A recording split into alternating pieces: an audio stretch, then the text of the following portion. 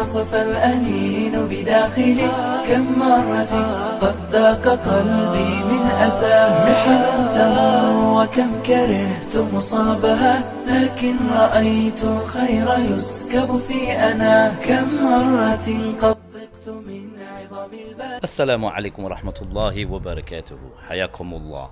Now, tabarakallah al-azim, I have been fortunate to travel quite a lot recently in the last 2-3 years, and at times I forget to take my camera, and at times I remember. So I did a Qatar vlog, I did a Pakistan vlog, and I did a Syrian vlog as well.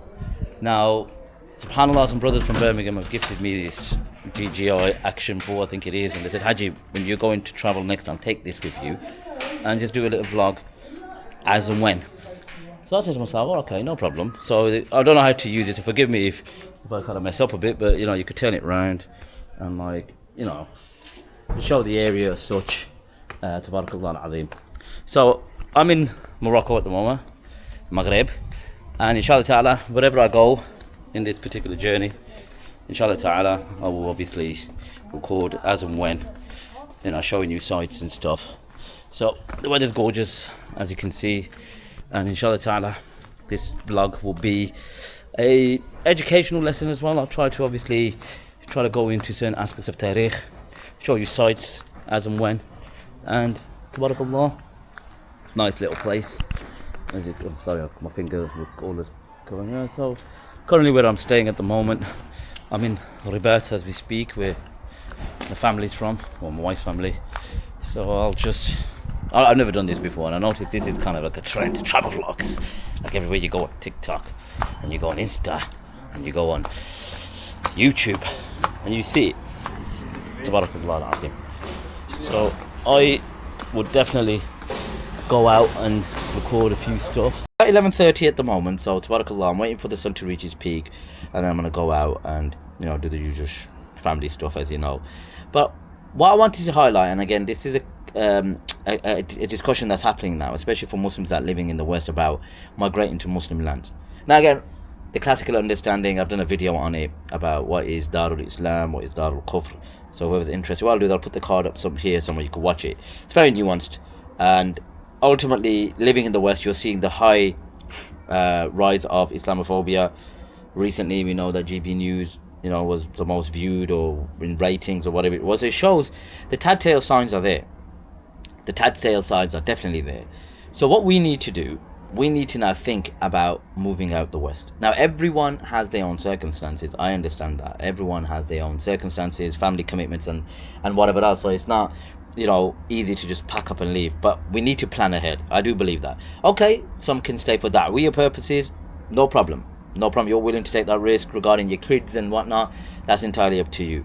But going forward, I think we need to start having the discussion about migrating to Muslim lands. The Islamic environment, the Shu'uba Muslim, you hear the adhan, and it's a visibly Islamic environment. Okay, you could argue the other sides of it. Wherever you go to Dubai, you go to Qatar, you go to Maghreb, you go to Pakistan, wherever. Yes, there's elements of society, you know, some aspects are heavily westernized. Even you could go as far as saying that sometimes it's secularized in terms of legislation, or if not framework. But we're talking about generally where our kids' future is, and it's not in the West. So that's, I'm just thinking out loud here, but I'm sure when we do think about this long and hard, I think the conscious decision will be that we need to migrate, and that's what vitally important. So yeah, that's just me sitting here, you know, having a little think. Now, today I'm at a famous tower, or a minara, called the Hassan Tower. Now, this particular tower here, and I'll turn it around for you just so that you can see here. So this was supposed to be the largest minara in the world by, I think his name was Yaqub al-Mansur. Now he was, and bringing it back to me, I'll just show you around anyway while we're here. Okay, here you go. There you go. So I'll turn it back around, I don't want to get my finger in it. Okay, so Yaqub al-Mansur, rahmatullah alayhi, was, I think, the third Amir, or the ruler of the Muwahhideen. So after Ibn Tumrut took over from Al-Murabitin, he was the third Khalif, or the third Khalif, shall I say. He was the third Amir of the dynasty. Portuguese, you know, you could say he went into Al-Andalus to support the Muslimin over there. And Tabarakallah Azim, so I'll just put it behind me now so you can see. It's quite big, you know, the camera won't do justice to it. But subhanAllah, it's a place in history which is obviously rooted in the Maghrib, North Africa. I'm just going down here just to show you. Yeah, so you can see, if you look, you get some nice. I'm going to go around now. There's the tower close up. Quite big, isn't it? But when he passed away, they didn't construct the tower. So it just obviously was left. So it's a landmark now, Tabarakallah al-Azim, in Rebirth. And mashallah, yeah, a lot of people are out here. There's a lot of tourists from the Khalij, you could say, as well. You can see here, from time to time, you can see them prop up. But mashallah, it's a beautiful part of history. And Yaqub al-Mansur, no doubt, tried to preserve the lands of the Maghrib, and he even went to Al-Andalus to try to support the Muslims there. And we know what happened with Al-Andalus and the eventual fall. But mashallah, tabarakallah, it's a beautiful place. And I'm close up now, so I'm going to just hopefully not get my finger caught in there. There you go, look at that. It's nice. I'll also show you the skyline as well. So over there, I'll go over there in a bit. That place building there where the kings are buried. Yeah, subhanAllah. So you can see, if you want to look at the skyline. Yeah. Let me get up.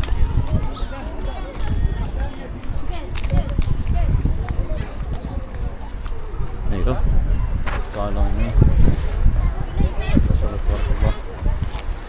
I'll get up here. Hopefully you can see a better view. Overlooking Rebirth. There you go.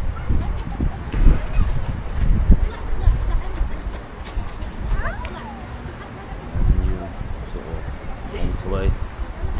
Marina's over there, and then we've got the mausoleum of the kings of Morocco.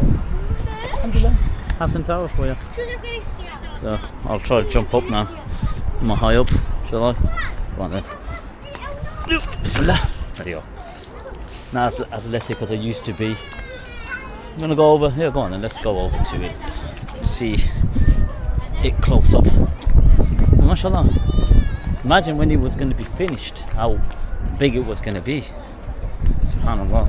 Assalamu alaikum wa rahmatullahi wa barakatuh. Today I'm in the city of Fez, Tabarakallah al-Azim. And this city is historical. I think founded 1,000 years ago. And it has many historical places. Tabarakallah. Hopefully go on the mountain as well if I've got time. But alhamdulillah, we've got so much to show you in this particular city. And mashallah, I've been here before, but obviously as you start getting older, you start appreciating the sights. So alhamdulillah, we'll show you around Fez and show you the historical mosque where the first university was founded, and it was founded by a woman. So all of it is to come. So inshallah, bear with me and you'll see the sights of Fez. Bi'idhnillah al-Kareem. So I'm in front of Jami' al-Qayrawan. And this is Bab ibn Umar. And this particular mosque, as it's famous for being obviously one of the oldest mosques in the Maghrib, but the woman who founded the university, and I'll definitely get to that later, so hopefully inshallah ta'ala I'll record that soon. Assalamu alaikum. So I thought it was closed, but it was open. I thought it was closed, but you had to go around the back and to get entry there. My little one's with me, walking around. Probably hear his voice in the background in a bit. So yeah, here's the place. I think the grave's over there, so let's go. Go on, Saad. Where are you? Huh? What's this place called? Masjid. Good boy. Okay, the grave is here somewhere. Well, there it is. There it is. Come here. You just follow me around. There it is. There it is there. The grave of the individual himself. Can't record anyone here. Here it is there. The Tijani, founder of the Tijani movement. Walking in the first market. And souk. And there you go. Palestine flag. walking up and down these markets, my legs are killing. Quite steep as well. Very steep. I don't want to show the pathway because obviously the sister's walking around, but let me tell you something, my legs have taken a beating today. Very bad beating.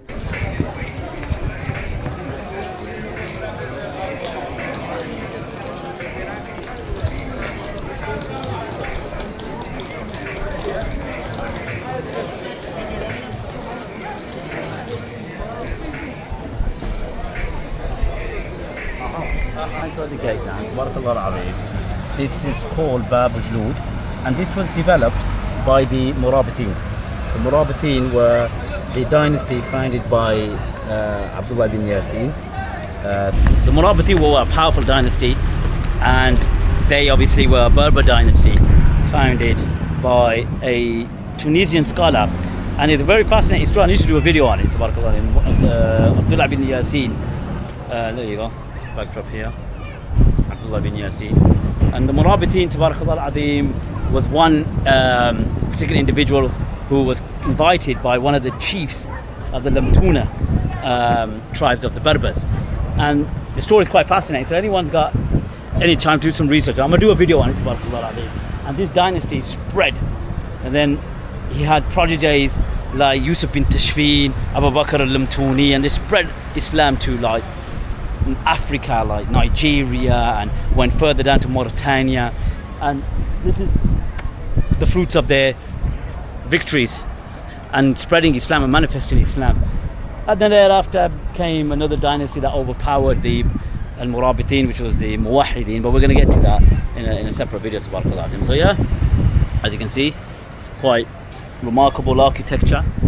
And as I said, you don't want to see my face, so I'm on the way to Tangier, and I've got my lovely brothers that have joined us, so I've got some company, alhamdulillah. But when you associate the Maghrib or the Maghrib, you think North Africa, it's going to be dry, barren land. But look behind me, look at that. I'll just put it up for you as well. Look at the greenery, and I've just drove outside of Rabat. I think about an hour and a half just outside Rabat. We just parked up at a petrol station, and we've just had some food. But look at that. Surprising, isn't it? MashaAllah, tabarakallah.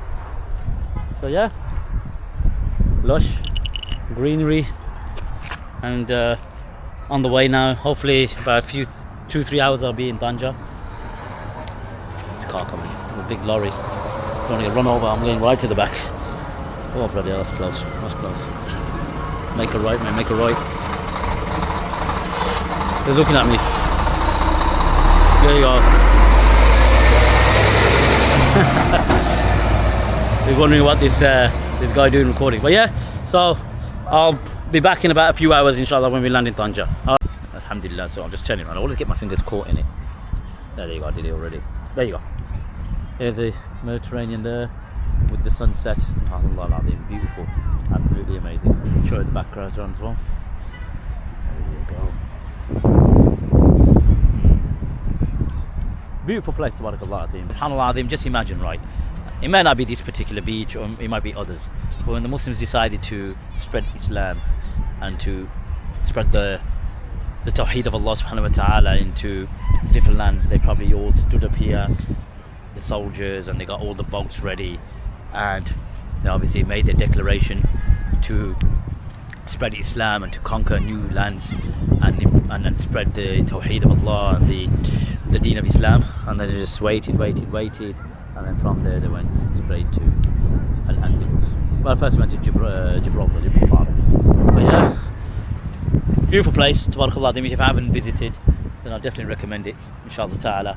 And yeah, I'll keep you updated. I recorded a video yesterday, I think it was about Maghrib time, like showing you where the sun's setting and the beach, and obviously what's in front of us in terms of Spain and whatnot. But during the day, now that the sun's out, I thought I'll just show you the surroundings and how it looks. So if I show you behind me, so here you go, let me just turn it around a bit better. So that's the view, as you can see, right here, right? And now it's where people come to beach. So Spain is right in front. I think one of the brothers told me it takes 15 minutes, and right over there is Spain. 15 minutes from here. Assalamu alaikum wa rahmatullahi wa barakatuh. I'm just in an area, it's in Tangier, right? Just do it here to show you the place in totality, right? If you look, it's quite a hustle and bustle. It's like many of the areas in the Middle East. Like you see the market's full, it's just after Maghrib. So just prayed Maghrib and the family's taken us to like these market areas in Tangier. So it's not the touristy spots, it's more like the inner part of Tangier. Alhamdulillah, you know, just to get a feel of it. Shows you the real life of the Moroccans living here. And tabarakallah, I'll tell you something, like when I pray here, I'll tell you something, praying Maghrib here, there's like 7 safs full. Wallah, and it's a normal salah. Tabarakallah. So yeah, very. Assalamu alaikum wa rahmatullahi wa barakatuh. So here we are at the last step now. We're returning back to the UK. I've been here for about 2 weeks now, travelled like 3-4 different cities. I know it's like not like a comprehensive vlog like you find from the others, but it'll give you an insight as to, you know, what you see in Morocco and the beauty and the different places and whatnot. And Tangier, Fez, Rabat. So yeah, so just one last, turn it round. Here you go. Rabat Saleh, Allah Mubarak. So until the next video, inshallah ta'ala, may Allah bless you. ليس الغريب غريب الشام واليمن إن الغريب غريب اللحد والكفن إن الغريب له حق لغربته على المقيمين في الأوطان والسكن سفر بعيد وزاد لن يبلغني وقوتي ضعفت والموت يطلبني ما أحلم الله عني حيث أمهلني وقد تماديت في ذنبي ويسترني تمر ساعة